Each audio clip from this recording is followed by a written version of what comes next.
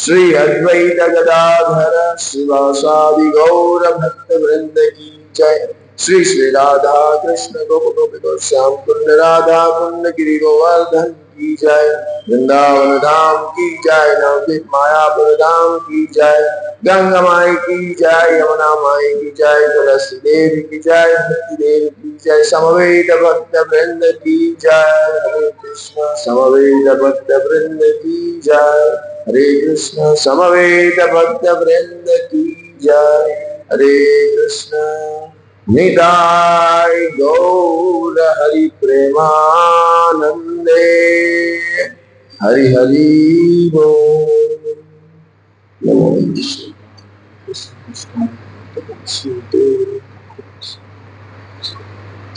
ओम नमो भगवते वासुदेवाय।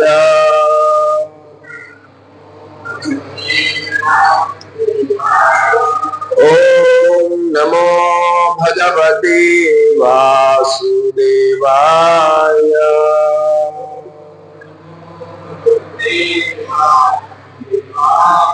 ओम नमो भगवते वासुदेवाय।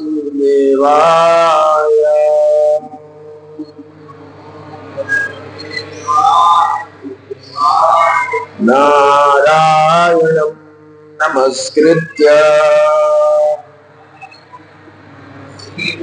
नरं चैव नरोत्तमम्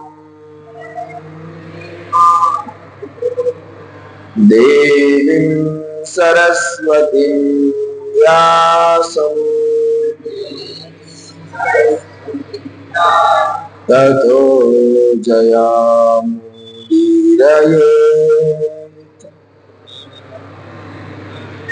नष्टप्रायेषु अभद्रेषु नित्यं भागवत सेवया भगवत्युत्तम श्लोके भक्तिर्भवति नैष्ठिकी। हरे कृष्ण। तो आज આપણે વાંચીશું, ચર્ચા કરીશું ભગવદ ગીતા તેના મૂળ રૂપે અધ્યાય 3 કર્મયોગ શ્લોક સંખ્યા 23 થી। શબ્દ પાઠ। यदि अहम न वर्तेयं जातो कर्मणि अतन्द्रितः मम वर्त्मा अनुवर्तन्ते मनुष्याः पार्थ सर्वशः। यदि यं न वर्तेयं यदि यं न वर्तेयं जातु कर्मण्यतीन्द्रितः जातु कर्मण्यतन्द्रितः मम वर्तमानुवर्तन्ते मम वर्तमानुवर्तन्ते मनुष्याः पार्थ सर्वशः। मनुष्याः पार्थ सर्वशः। यदि यं न वर्तेयं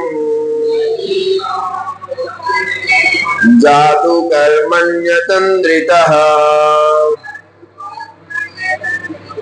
मम वर्तमानुवर्तन्ते मनुष्याः पार्थ सर्वशः। यदि यं न वर्तेयं जातु कर्मण्यतन्द्रितः मम वर्तमान वर्तन्ते मनुष्या पार्थ सर्वशः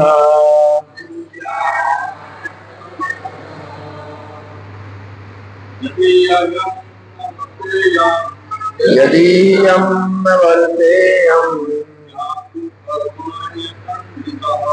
जातु कर्मण्यतन्द्रितः मम वर्तमान वर्तन्ते मनुष्या पार्थ सर्वशः यदीयं न वर्तेयं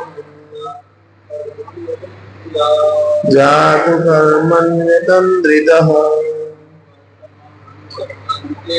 मम वर्तमान वर्तन्ते मनुष्या पार्थ सर्वशः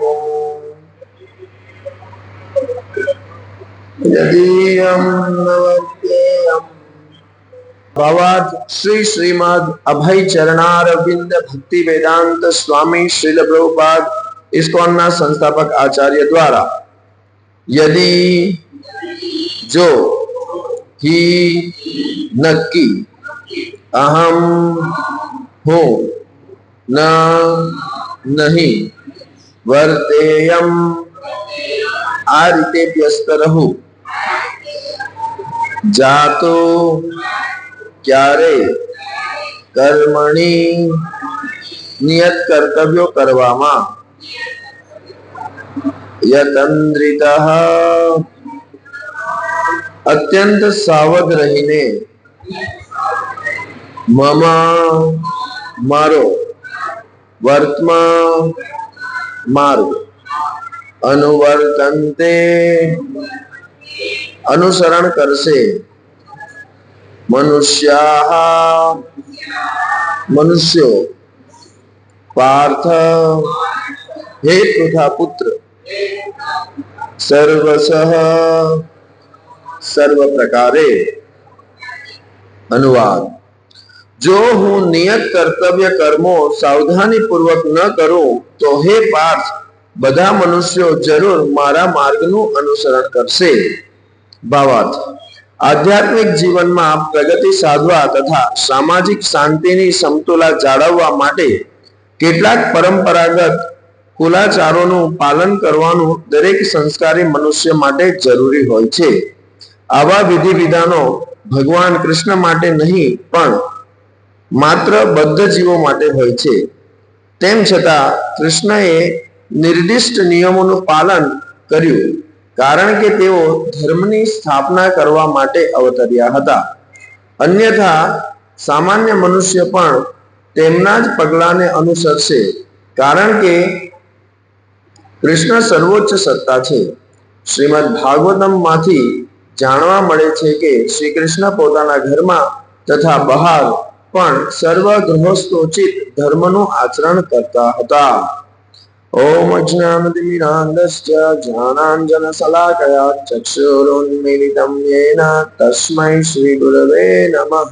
श्रीचैतन्यमनोभीष्टं स्थापितं येन भूतले स्वयं रूप कदा मह्यं ददाति स्वपदान्तिकं।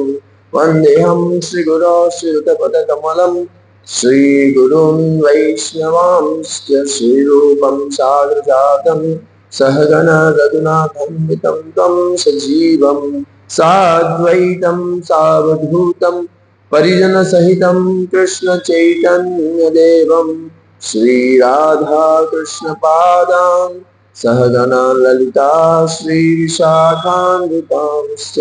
हे कृष्ण करुणा सिन्धो दीनबन्धो जगत्पते गोपेश गोपिका कान्त राधा कांत नमोस्तुते।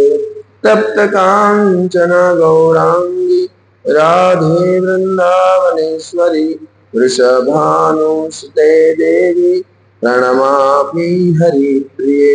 वाञ्छाकल्पतरुभ्यश्च कृपा सिन्धुभ्य एव च पतितानां पावनेभ्यो वैष्णवेभ्यो नमो नमः। जय श्री कृष्ण चैतन्य प्रभु नित्यानंद श्री अद्वैत गदाधर श्रीवासादि गौर भक्त वृंद। हरे कृष्णा कृष्णा कृष्णा हरे हरे, हरे राम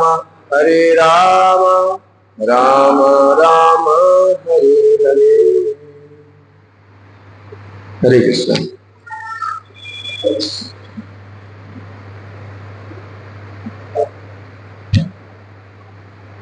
तो आ अध्यायનું નામ જ કર્મયોગ છે। કર્મ એટલે કેટલા જણાએ ભગવદ ગીતા કોર્સ, ગીતા શું કહે છે તમારે ત્યાં, Gita course, Gita seminar, Gita course કેટલા જણાએ કર્યો છે અહીંયા?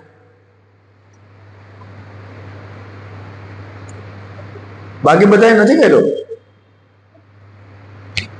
એકવાર કરવું જોઈએ પ્રભુજી, બધાનું શું છે બેઝિક સારી રીતે ક્લિયર થઈ જાય।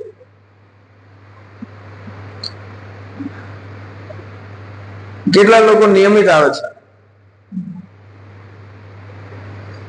બધા નિયમિત જ।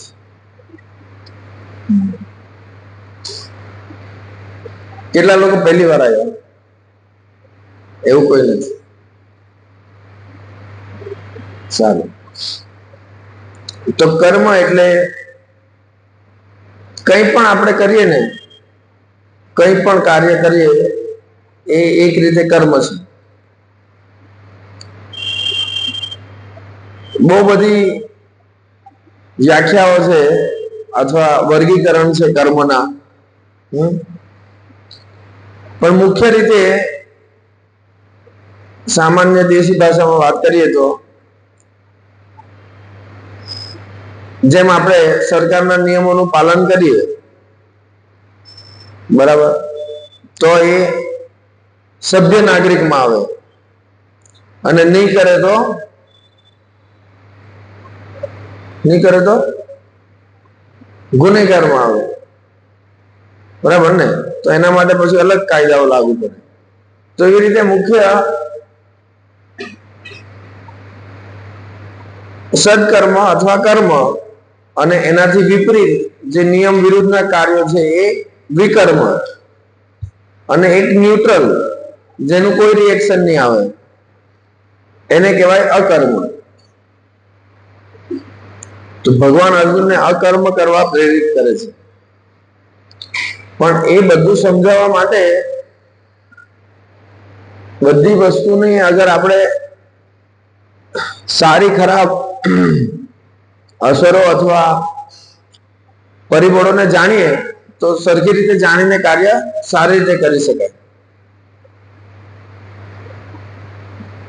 અને આપણે જે ભૌતિક સંસારમાં કોઈના કોઈ કારણોસર આવી ગયા છીએ, તો ત્યાં મતલબ અહીંયા આ ભૌતિક સંસારમાં દ્વંદ્વો છે। દ્વંદ્વો એટલે બે વસ્તુ, વિરોધાભાસી વસ્તુ, લાંબુ ટૂંકું, ઠંડી ગરમી, કાળું ધોળું, સુખ દુઃખ, આ બધુંને શું કહેવાય? દ્વંદ્વો। તો આ દ્વંદ્વોને સમજીને આપણે એ દ્વંદ્વો વાળા સંસારમાંથી બહાર જવાનું છે। કેમ કે કોઈ એવું ઈચ્છે છે કે હા સુખ હોવું જોઈએ પણ કોઈ કોઈ વાર દુઃખ આવે તો ચાલે, એવું કેટલા જણા ઈચ્છે? કેટલા જણા પરમેનન્ટ સુખ ઈચ્છે? કોઈ? કેટલા જણા પરમેનન્ટ દુઃખ ઈચ્છે? કોઈ? તો તમે શું ઈચ્છતા છે? હે? સુખ દુઃખ બંને નથી જોઈતું, એકલું સુખ બી નથી જોઈતું, એકલું દુઃખ બી નથી જોઈતું, તો તમારે જોઈએ શું છે? ભગવાને કઈ નવી સૃષ્ટિ રચવી પડે એવું લાગે।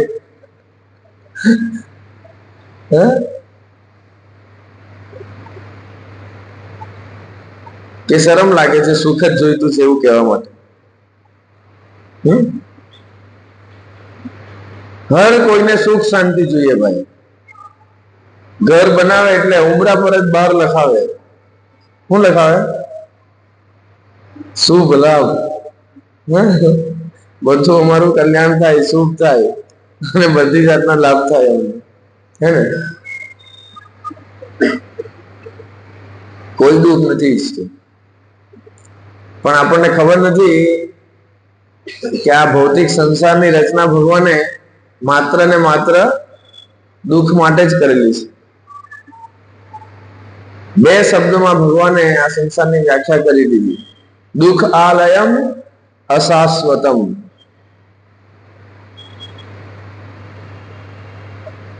શહેરમાં કે મોટા ગામમાં પુસ્તકાલય હોય. પુસ્તકાલય એટલે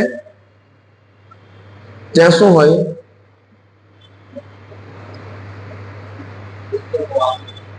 પુસ્તકો હોય. જેને જે પ્રકારના પુસ્તકો વાંચવા હોય, હે ને? પછી દુગ્ધાલય હોય. દુગ્ધાલય ડેરી કે આજના જમાનામાં, પણ હજુ અમુક લોકો દુગ્ધાલય એવું લખાવે. ત્યાં શું મળે? દૂધ અને દૂધની બનાવટો. ખાલી દૂધ જ મળે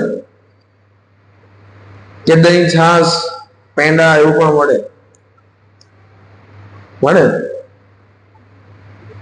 પાણી આવી ગયું. આજે શું છે ભાઈ? ખીર છે કે શું છે?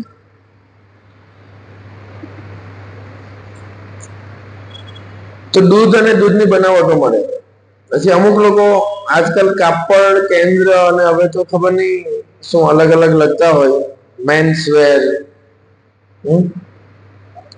પણ વસ્ત્રાલય એવું લખે. વસ્ત્રાલય એટલે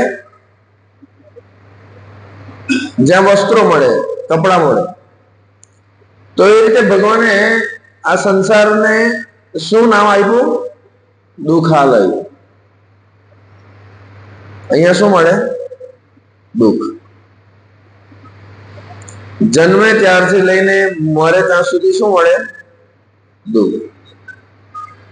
પણ કોઈ કોઈ વાર વચ્ચે દુઃખની ગેરહાજરીમાં આપણને એવો અનુભવ થાય કે આ સંસાર તો બહુ સારો છે.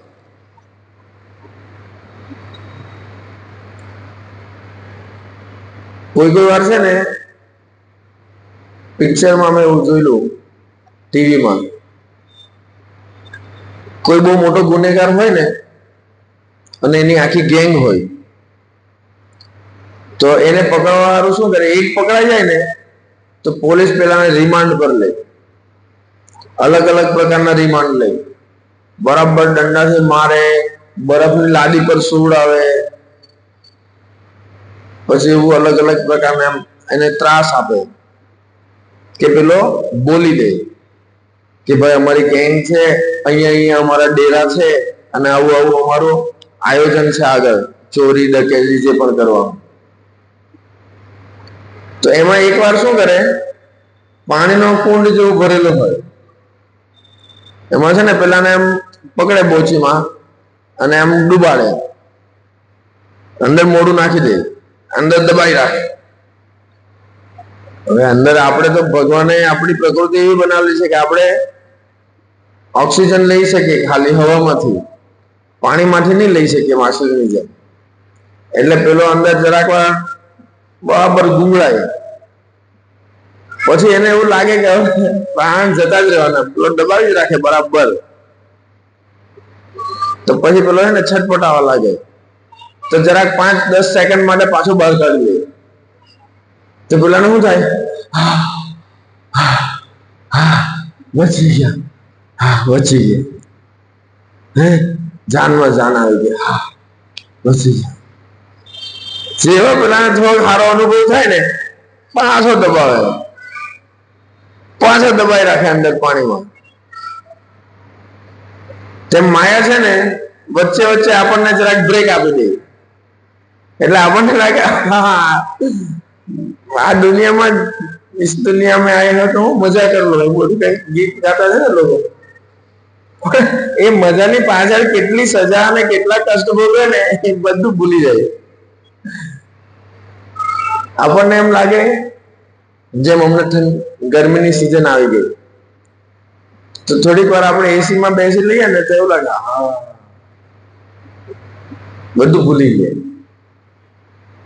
તો એવી રીતે આ સંસારમાં સુખ જેવું કઈ છે નહીં, પણ દુઃખ ટેમ્પરરી રજા લઈ લે, બ્રેક પાડે, રિસેસમાં જાય, એને આપણે શું માની લઈએ? સુખ છે. બાકી કોઈ સુખ જેવું કઈ છે નહીં. નાનપણથી લઈને છોકરું પેદા થાય, આપણે બધા પેદા થયા, કેવી રીતે પેદા થયા? કઈ અવસ્થામાં પેદા થયા? ડિસ્કો ડાન્સ કરતા કરતા આવ્યા તો કેવી થાય? રડતા રડતા આવ્યા છે. કોઈ એવું નથી રડતો નથી આવ્યો. તો રડતો ક્યારે હોય માણસ?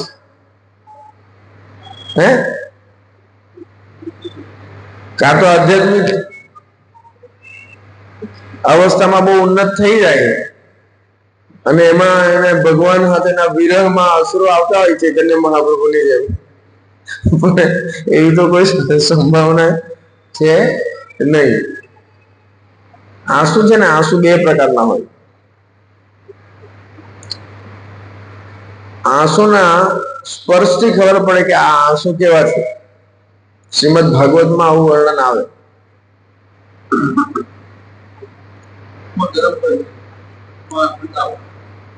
સુખના આંસુ છે ને, હર્ષના આંસુ, હર્ષ અશ્રુ એમ કે ને, હર્ષાશ્રુ, એ કેવા હોય? શીતળ હોય.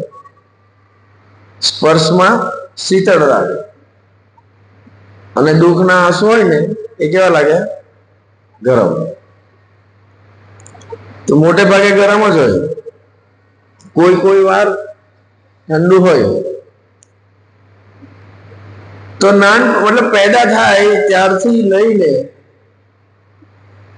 આપણે આપણું બચપન તો ભૂલી ગયા હોઈએ કદાચ, પણ આપણી આજુબાજુમાં બધી જ અવસ્થાના લોકો આપણને જોવા મળે. આપણે છોકરાઓને કેટલી વાર રડાવીએ? ચાલો કહો. માતા પિતા છોકરાઓને કેટલી વાર રડાવે? ના ચાહીને પણ એવી સ્થિતિ આવી જાય. એને કઈ શીખવાડવું પડે, એને એની જીદ નહીં પૂરી કરી શકીએ.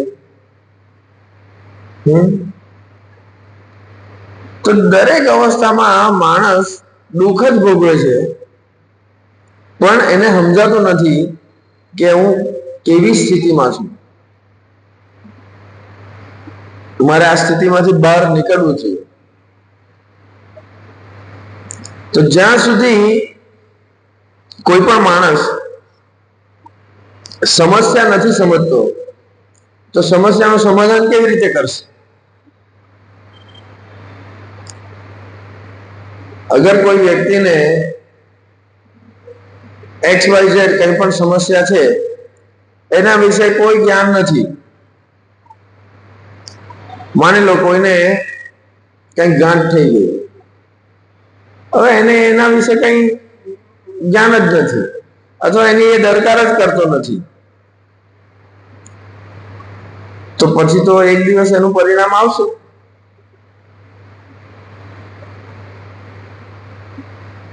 તો પહેલા માણસે સમસ્યાને સમજવી જોઈએ. અગર એને સમસ્યાનું ભાન થશે, સમસ્યાનું જ્ઞાન થશે, તો એનો ઉકેલ આવશે ને.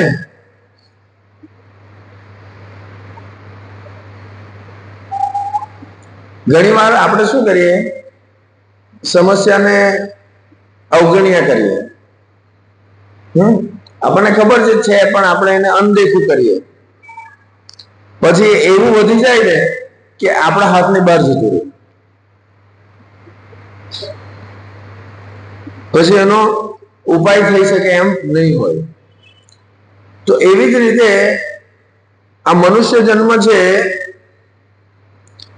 એ મૂળભૂત સમસ્યાઓના સમાધાન માટે પ્રાપ્ત થયેલું છે.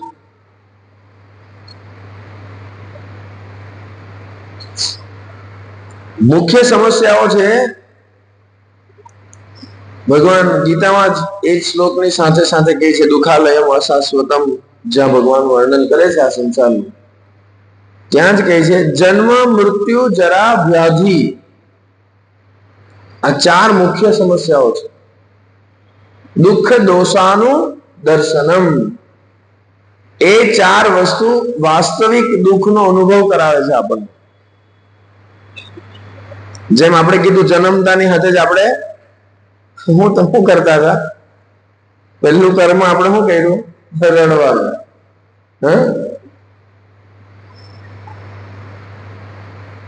એટલે જન્મ એક કષ્ટની શરૂઆત છે આ જીવનમાં.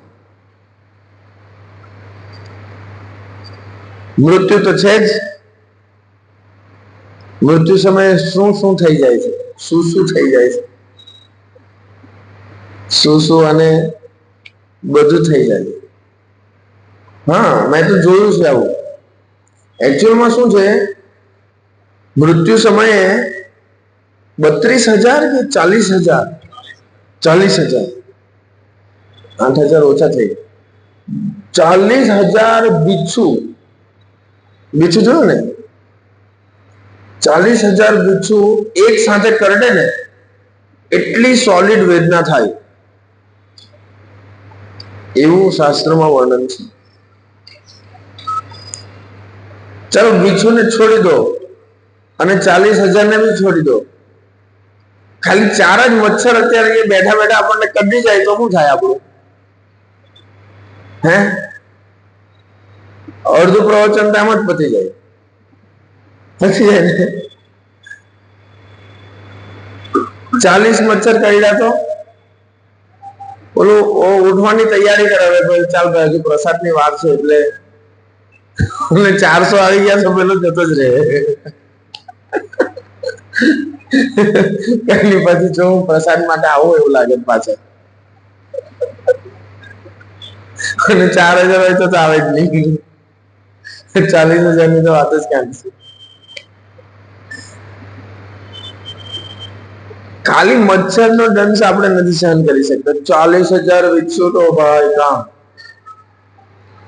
અને છે ને આને અનુભૂતિ કરવી હોય ને તો એક ઉદાહરણ છે. જો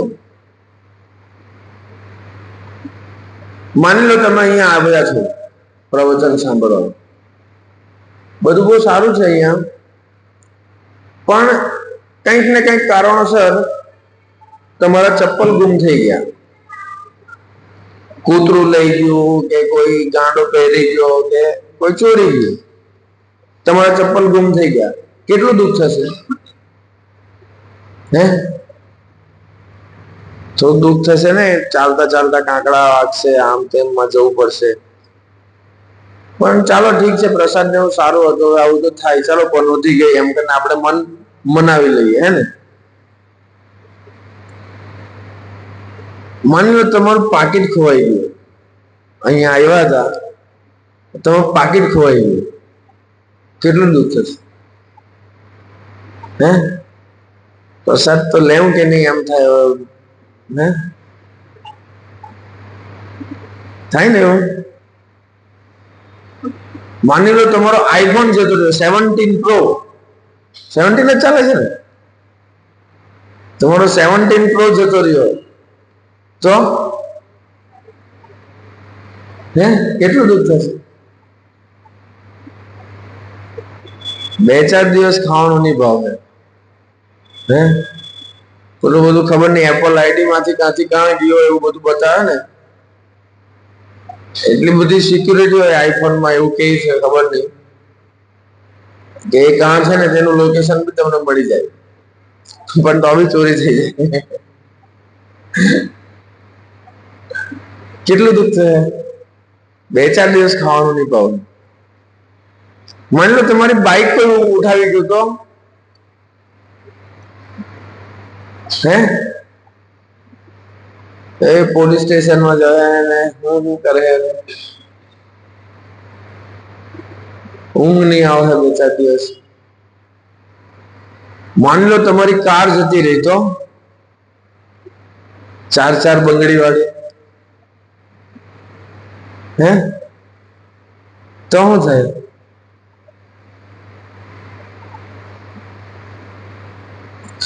માની લો કે તમારી છે ને આ નવો રિંગ રોડ કહેવાય ને, અમે આવ્યા નવા રિંગ રોડ પર તમારી કોઈ જમીનનો ટુકડો હતો 2-4 વીઘાનો.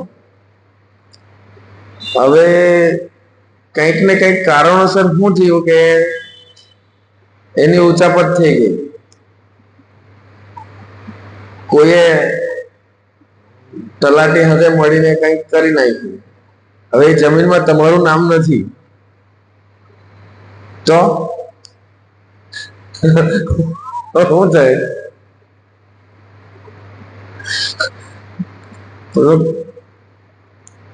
મતલબ થોડોક તો ગાંડો થઈ જાય, હે ને?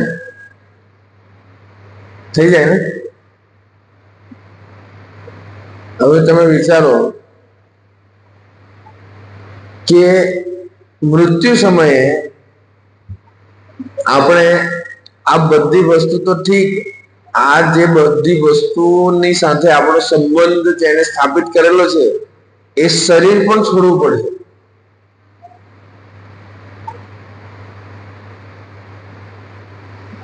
શરીર છોડવાના એટલે શરીર સાથેના બધા સગા વાલા, પ્રેમી પંખીડા, મિત્રો, સ્વજનો બધું છૂટવાનું. જમીન, જાગીર, ગાડી, બંગલા બધું છૂટવાનું. તો યાર વાત સાચી છે, એ દુઃખ તો થવાનું ખતરનાક, નહીં? ચપ્પલ જતી રહેવાથી, પાકીટ જતી રહેવાથી, આઈફોન જતો રહેવાથી, બાઈક કે કાર જતું રહેવાથી, જમીન જતી રહેવાથી દુઃખ થાય. આ બધું દુઃખ ભેગું થાય તો કેટલું થઈ જાય?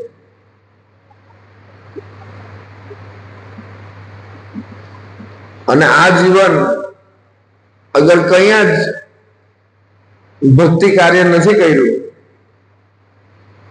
અને અંત સમયે પછી બધું ખબર પડે, પેલી ફિલ્મ દેખાય આખી, લેખા જોખા દેખાય, પેલાની શું દશા થાય? જીવતા જીવતા જ અહેસાસ થઈ જાય કે હવે મેં કયા કયા નરકમાં જવા, શું થાય, હે? કેટલું દુઃખ થતું હોય. એટલે ઝાડા પેશાબ બધું થઈ જાય. યમદૂત દેખાય, બહુ ડરાવના હોય યમદૂત. 6ઠ્ઠા સ્કંદમાં વર્ણન છે ભાગવતના.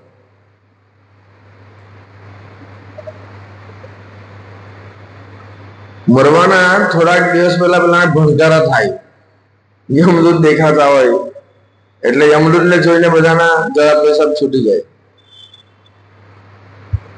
મેં એવું જોયું છે, જે માણસે આ જીવન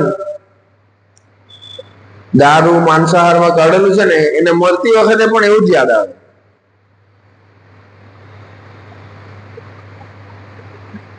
અને એનો જીવ એમાં જ અટકેલો હોય. તમે એને લાવીને આપો ને તો જ પછી એને સારી રીતે ટેક ઓફ થાય. એને થાય નહીં ત્યાં સુધી. તો એટલે આપણે એ સ્થિતિ સમજવી જોઈએ કે આપણે કેટલી ભયાનક સ્થિતિમાં આ સંસારમાં જીવતા છીએ. જ્યાં સુધી આપણે આ બાબતે ગંભીર નહીં થઈશું ને ત્યાં સુધી આપણે વિચાર નહીં કરીશું કે એવું પણ કોઈ સંસાર છે, એવી પણ કોઈ જગ્યા છે કે જ્યાં શાશ્વત આનંદ છે, કોઈ કષ્ટ નથી, શાશ્વત જીવન છે. તો એટલે ભગવાન કૃપા કરીને સ્વયં આ ધરાધામ પર પ્રગટ થાય છે. અલગ અલગ અવતારોના રૂપમાં પ્રગટ થાય છે અને સમયે સમયે એમના કોઈ દૂતને, એમના કોઈ પ્રતિનિધિને આપણી સમક્ષ મોકલે છે કે જે પોતાના આચરણથી આપણને શીખવાડે, સમજાવે કે આ દુઃખમય સંસારમાંથી કેવી રીતે આપણે અહીંયા કેવી રીતે રહેવાનું, કે જેથી આપણે આ શરીર ત્યજ્યા પછી પાછું આ સંસારમાં નહીં આવવું પડે. તો આજના શ્લોકમાં જે વાત છે તો બહુ ઉમદા વાત છે, એકદમ વ્યવહારિક વાત છે. આપણે સમાજમાં એવું જોઈએ, આપણા ઘરમાં પણ એવું જોઈએ કે ઘરના વડીલ, ઘરના મુખ્ય વ્યક્તિ જે પ્રમાણે ડિસિપ્લિન ફોલો કરતો હોય એ પ્રમાણે બધા ચાલતા હોય.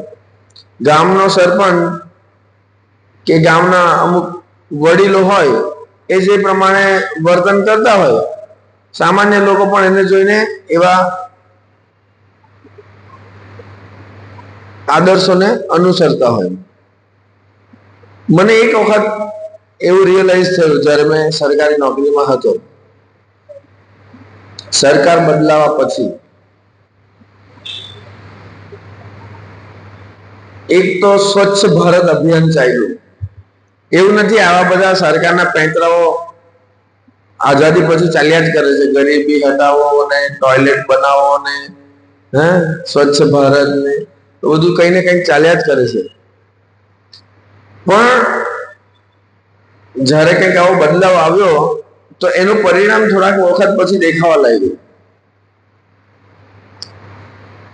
એ શું હતું મેં ભૂલી ગયો, પણ આપણા પ્રધાનમંત્રી જાતે ઝાડુ લઈને લાગેલા હતા. હું કહેતા હતા અને મેં ભૂલી ગયો અત્યારે. નહીં, સ્વચ્છ ભારત એ મિશન તરીકે એમણે નામ આપ્યું, પણ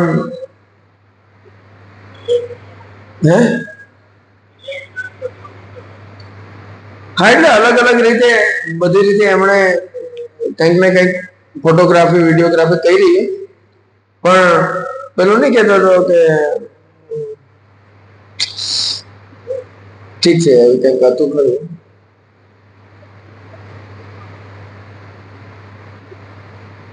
ભૂલી ગયા. તો આપણા દેશના પ્રધાનમંત્રીએ જ્યારે ઝાડુ લીધું ને, આપણા દેશના પ્રધાનમંત્રીએ જ્યારે ભલે એને ફોટોગ્રાફી કે એવું નથી, એના વર્તનમાં પણ છે ઘણી બધી વસ્તુઓ, તો આજે એનું પરિણામ દેખાય છે. હા, એવું છે કઈક નહીં, પણ આ તો છે ને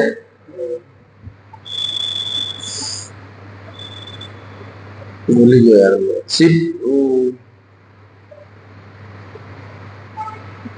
ચોકીદાર ને એવું એને એટલું બનાવ્યું ને, ચોકીદાર ચોર હે ખબર ને એવું કઈ બધું કઈ ને કઈ કહેતા હતા ને, તેવી રીતે આનામાં બી કઈ હતું.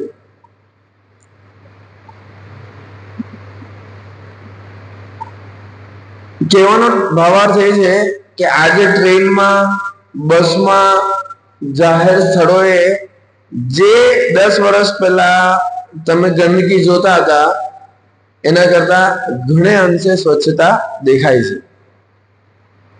બાકી ટ્રેન એટલે તમને ઉલટી થઈ જાય, ટ્રેનમાં તો બાથરૂમમાં જઈ નહીં શકો એવું રહેતું હતું.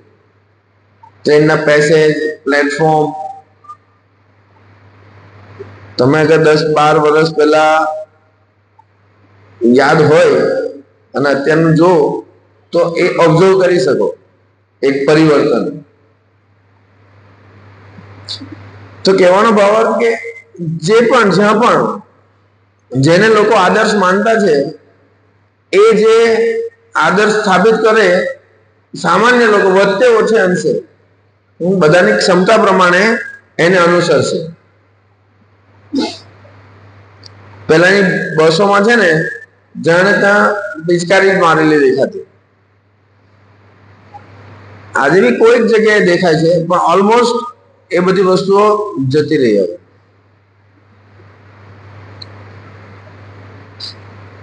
તો વાસ્તવિક નેતા, વાસ્તવિક સમાજનો આગેવાન એ કેવો હોવો જોઈએ? દરેક વ્યક્તિને એના સ્તરથી કેવી રીતે ભગવાન સાથે જોડવાનું એનું એને ભાન હોવું જોઈએ. મતલબ બહુ દેશી ભાષામાં એવું કહી દઈએ તો એને જીવનનો ઉદ્દેશ્ય ખબર હોવું જોઈએ પોતાના જીવન માટે. તો એ એનું પાલન કરશે અને બીજા એને જોઈને એનું પાલન કરશે. પણ આજે મોટા ભાગના કિસ્સાઓમાં શું થાય છે, જીવનનું ધ્યેય ખબર નથી. એટલે બધા વિકાસ વિકાસ વિકાસના નામે બહુ પ્રગતિ કરી નાખી. બહુ મોટા મોટા રોડ બની ગયા, એરપોર્ટ બની ગયા, બુલેટ ટ્રેન આવવાની ભારતમાં, એક્સપ્રેસ વે બની ગયા, બધાના પાકા પાકા મકાન બની ગયા, મોટી મોટી બિલ્ડિંગ ની બહાર નાના નાના ડબ્બા દેખાય, એસી ના, શું કે એને બહાર હોય તેને શું કે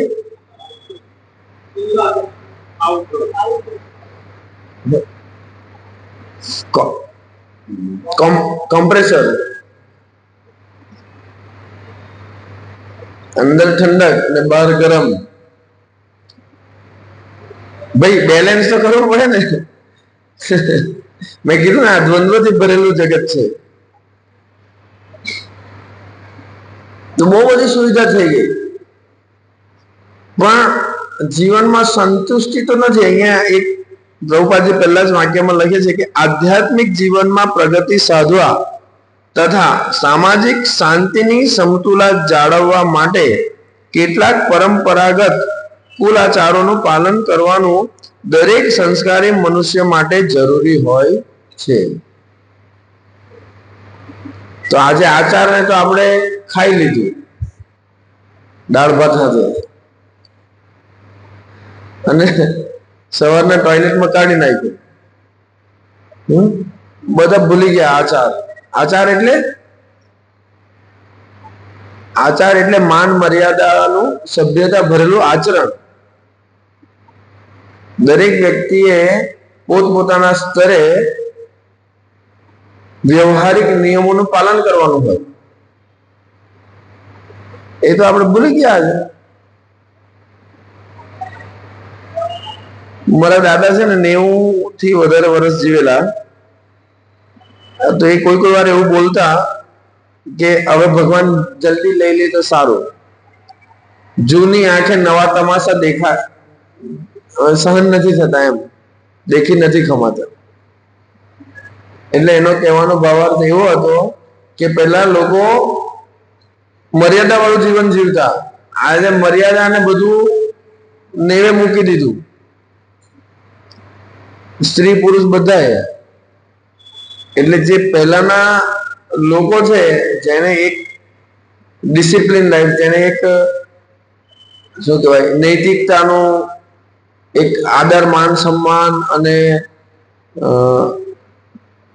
વ્યવહારિક જે આચરણ છે એમાં માન મર્યાદા વાળું જીવન જીવેલું છે, તો એ લોકોને એવું લાગે આ શું, એમ કોઈને કેમ પડી નથી.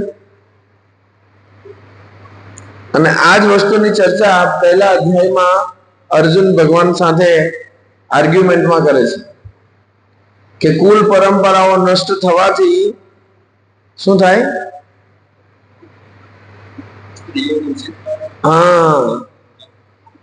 સ્ત્રીઓ દૂષિત થાય, અવાંછિત સંતાનો પેદા થાય, ધર્મનું પાલન નહીં થાય, એટલે પૂર્વજોનું પતન થાય અને આખું કુળ અધર્મમાં સપડાઈ જાય.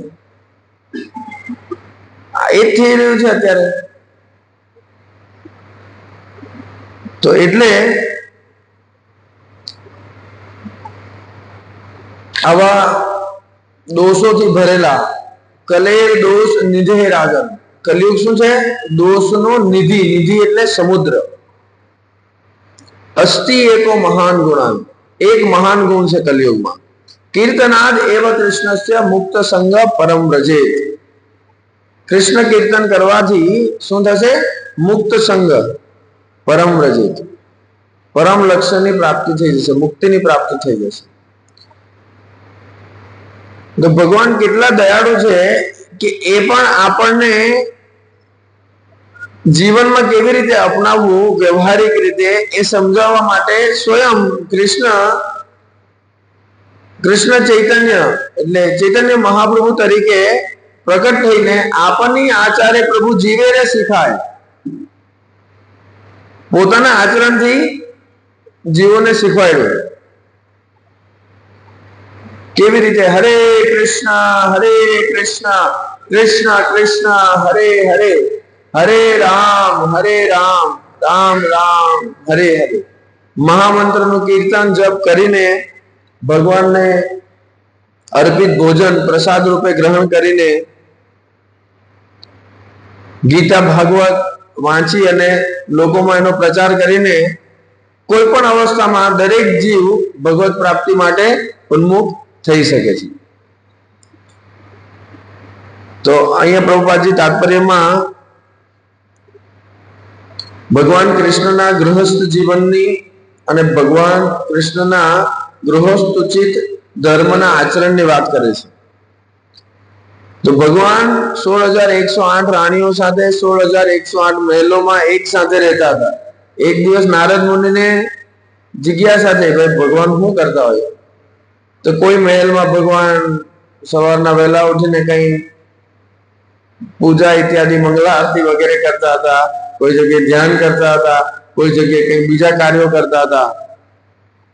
પોતાના જીવનના આચરણથી ભગવાને આદર્શો શીખવાડ્યા. તો એટલે 1 કલાકના પ્રવચનમાં ઘણું બધું નહીં કહી શકાય.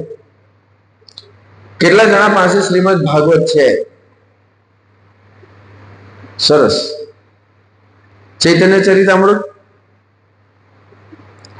જેની પાસે પણ શ્રીમદ ભાગવત અને ચૈતન્ય ચરિતામૃત નથી, 2 હાથ જોડીને નતમસ્તક થઈને તમને નિવેદન છે, આજે જ વસાવી લો. આ ગ્રંથો એ ભગવાનથી અભિન્ન છે અને આ ગ્રંથો જ આપણને વાસ્તવિક જીવનમાં પ્રવેશ કરાવશે. જેમ અહીંયા ભગવાન કૃષ્ણના આચરણની વાત કરી, મેં તમને અજામિલના આખ્યાનની થોડીક વાત કરી કે નરકોનું વર્ણન, આ બધું આ બધી વસ્તુ ભાગવતમાં છે. એના પહેલા મેં કંઈક બીજી વાત કરી, એ પણ શ્રીમદ ભાગવતમાંથી છે. તો ભાગવત પુરાણ એ ગીતાના સિદ્ધાંતોની વ્યવહારિક સમજૂતી આપે છે અને ચૈતન્ય ચરિતામૃત ભક્તિ જીવનની ગહેરાઈને કેવી રીતે ભગવાને પોતાના જીવનથી પ્રસ્તુત કરી એની સમજણ આપે છે. તો પ્રભુપાદજી જેમની કૃપાથી આજે આપણે બધા અહીંયા એકત્ર થયેલા છે, એમની એવી બહુ હાર્દિક ઈચ્છા હતી. ભક્તોના ઘરમાં એવું નહીં કીધું પ્રભુપાદજી, હું ઈચ્છું છું કે દરેક સજ્જનોના ઘરમાં મારો ભાગવત અને ચૈતન્ય ચરિતામૃતનો સેટ હોય. આવું પ્રભુપાદજીની હાર્દિક ઈચ્છા હતી. તો તમે બધા તો ઓલરેડી સત્સંગી છો, પ્રોગ્રામમાં આવો છો, જે પણ સ્તરનું એક જાણો છો, જીવનમાં એનો તમને અનુભવ છે એટલે તો આવીને બેઠા છો. તો આપણા બધાના હાથમાં સ્માર્ટફોન, મારા હાથમાં નથી, સ્માર્ટફોન છે ને, હજારો રૂપિયાના ફોન, આખું ઘર ભેગું કરે ને તો લાખો નાપી થઈ જાય. પણ અગર ચૈતન્ય ચરિતામૃત ને ભાગવત નથી, કેટલી દુઃખની વાત છે. વિષ્ણુ પુરાણ કે પદ્મ પુરાણમાં એક જગ્યા પર એવું કીધું, જેના ઘરમાં ભાગવત નથી એ ઘર સ્મશાન જેવું છે, અને જેના ઘરમાં ભાગવત છે એના પૂર્વજોને ઘી, દૂધ, મીઠું જળ, મધ આ બધું આપોઆપ પ્રાપ્ત થાય ખાલી ભાગવત રાખવાથી. એક શ્લોક, અડધો શ્લોક, એક શબ્દ વાંચવાથી કેટલા અશ્વમેઘ યજ્ઞના પુણ્યનું ફળ પ્રાપ્ત થાય, એવું બધું આ સાથે સાથે જ વર્ણન છે. એટલે એમાં બહુ વિચાર કે બહુ શું કહેવાય આયોજન નહીં કરવું જોઈએ. શુભસ્ય શીઘ્રમ, તરત જ લઈ લેવું જોઈએ ને. હું તમને ગેરંટી આપું, અગર તમારો ફોન અત્યારે ખોવાઈ ગયો, 10 વાગે તમારો ફોન ખોવાઈ જાય, આવતીકાલ 24 કલાક પહેલા તમારી પાસે બીજો ફોન હશે, ગેરંટી. નહીં તો મારી શીખા કાપી નાખો. કેવી રીતે થઈ જાય? હે, આપણને એવું લાગે અર્જન્સી છે ભાઈ, ફોન વગર તો કામ નહીં ચાલે. તો ભાગવત ચૈતન્ય ચરિતામૃત વગર કેવી રીતે ભક્તિમય જીવન ચાલે? તો એટલે હું એટલું કહી શકું કે તમે વધારે સારી રીતે આ બાબતની સમજૂતી શીલ પ્રભુપાદજીની કૃપાથી શ્રીમદ ભાગવત અને શ્રી ચૈતન્ય ચરિતામૃત માંથી પ્રાપ્ત કરી શકશો. તો બધાના ઘરમાં એ વસાવો અને પોતાનું ઘરનું, પોતાનું પરિવારનું, સમાજનું, બધાનું કલ્યાણ થશે. હરે કૃષ્ણ.